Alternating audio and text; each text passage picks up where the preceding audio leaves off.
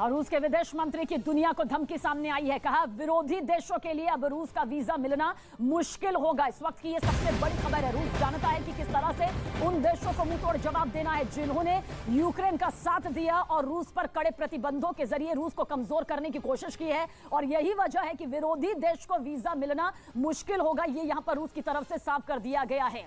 इस वक्त की सबसे बड़ी खबर है क्योंकि रूस की तरफ रुख करने वालों की तादाद बहुत ज्यादा है, कम नहीं है। और ऐसे में जिस तरह से रूस के ये प्रतिबंध यहां पर सामने आ रहे हैं उसके चलते यहां पर कहा गया है कि विरोधी देशों के लिए अब रूस का वीजा मिलना मुश्किल होगा।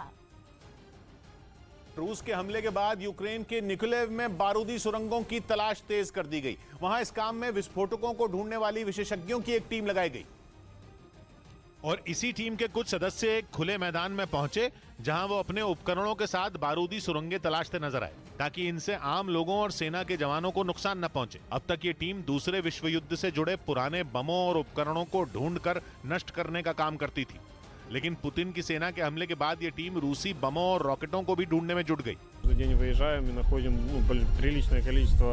विस्फोटक ढूंढने वाली इस टीम का काम इसलिए काफी अहम है क्योंकि युद्ध के बावजूद कई लोग अब भी इस इलाके में टिके हुए हैं जो रोजमर्रा की चीजों के लिए अक्सर अपने घरों से बाहर निकलते हैं। ये लोग रूसी विस्फोटकों की चपेट में ना आए, यही इस टीम की कोशिश है। यूक्रेन ने पुतिन की फौज को युद्ध में भारी नुकसान पहुंचाने का दावा किया। राजधानी कीव के उत्तर पश्चिम के एक इलाके में दोनों देशों के सैनिकों के बीच हुई गोलीबारी के बाद का एक वीडियो भी सामने आया जिसमें कई टैंक पूरी तरह से तबाह दिखाई दिए। दावा किया गया कि ये टैंक रूसी सेना के थे और यूक्रेन ने अपने हमले से इन्हें ध्वस्त किया था। यही नहीं, कई रूसी सैनिकों को मार गिराने की बात भी कही गई। हमले के बाद सामने आई तस्वीरों में कई इमारतें तबाह नजर आईं। हमले इतने जोरदार थे कि कुछ घरों की छतें भी जल गईं। एक गैस स्टेशन भी पूरी तरह से बर्बाद दिखा।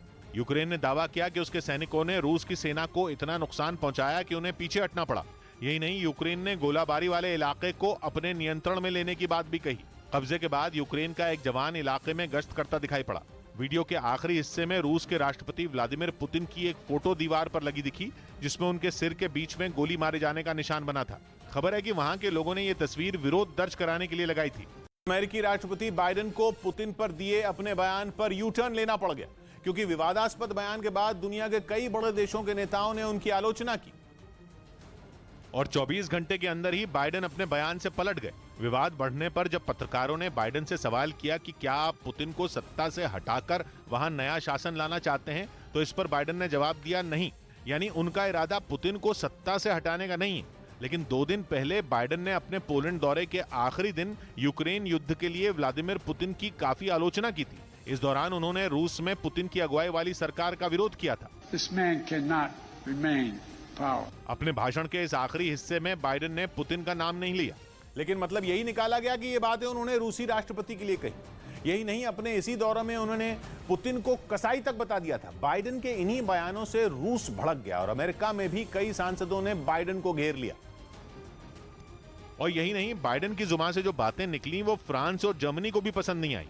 ये दोनों ही देश नेटो के सदस्य हैं। ऐसे में जर्मनी ने साफ किया कि नेटो का रूस में सत्ता परिवर्तन करवाने का कोई इरादा नहीं है। साथ ही फ्रांस के राष्ट्रपति इमैनुअल मैक्रोन ने भी इशारों में बाइडेन को इस तरह की बयानबाजी से बचने की सलाह दी। ये पूरा विवाद होने पर व्हाइट हाउस को भी अपने राष्ट्रपति के बचाव में उतरना पड़ा। उसने सफाई दी कि बाइडेन का ये बयान पुतिन के लिए नहीं था और अमेरिका नहीं चाहता कि रूस की सत्ता में बदलाव हो। यूक्रेन की सेना ने युद्ध में रूस की टैंकों की टुकड़ी स्टालिनग्राद टैंक डिवीजन में शामिल कई टैंकों को ध्वस्त कर दिया। यूक्रेन की सेना के लिए यह एक बड़ी कामयाबी मानी जा रही है क्योंकि दूसरे विश्व युद्ध के दौरान रूस के शहर स्टालिनग्राद में इस टुकड़ी ने हिटलर की सेना को आगे बढ़ने से रोक दिया था।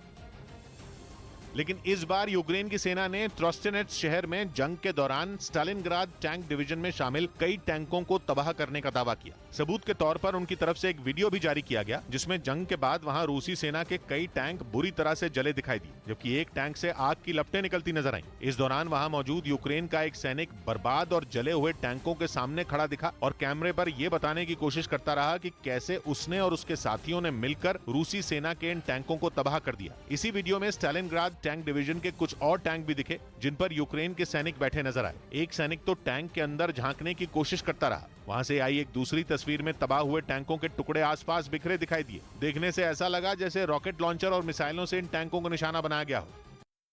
यूक्रेन अब रूस पर उड़ने वाले बमों से हमले की तैयारी कर रहा है।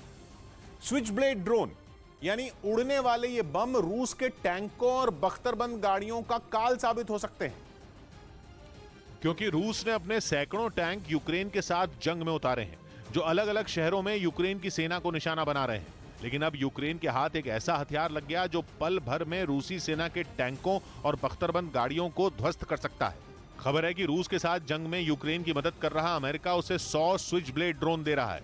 विस्फोटकों से भरे ये स्विच ब्लेड ड्रोन होते तो छोटे हैं, लेकिन इनका वार बहुत सटीक और घातक होता है। ये आसानी से कहीं से भी दागे जा सकते हैं और एक बार अपने टारगेट की तरफ बढ़ने के बाद इन्हें रिमोट के जरिए कंट्रोल किया जाता है।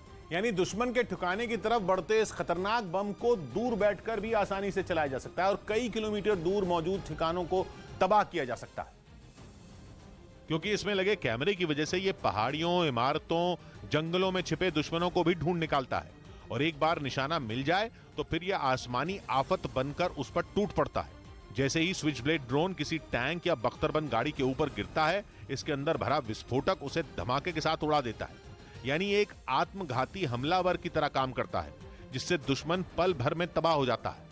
यही वजह है कि स्विच ब्लेड ड्रोन बेहद ही खतरनाक हथियार माना जाता है, जिसे कई किलोमीटर दूर बैठकर भी आसानी से कंट्रोल किया जा सकता है। जंग में दुश्मनों के छक्के छुड़ा देने वाले ये ड्रोन दो तरह के होते हैं। पहले है स्विच ब्लेड 600, जिसका वजन करीब 25 किलो है और वो हवा में 40 मिनट तक उड़ सकता है। ये ड्रोन 40 किलोमीटर की दूरी पर मौजूद दुश्मन पर 185 किलोमीटर प्रति घंटा की रफ्तार से गिरता है और विस्फोट से उसे उड़ा देता है। जबकि दूसरा है स्विच ब्लेड 300, जिसका वजन सिर्फ 2.5 किलो होता है और ये करीब 15 मिनट तक आसमान में उड़ान भर सकता है। महज 20 इंच की लंबाई वाले इस ड्रोन को कहीं भी आसानी से ले जाया जा सकता है और ये 10 किलोमीटर दूर मौजूद दुश्मन को पल भर में ढेर कर सकता है।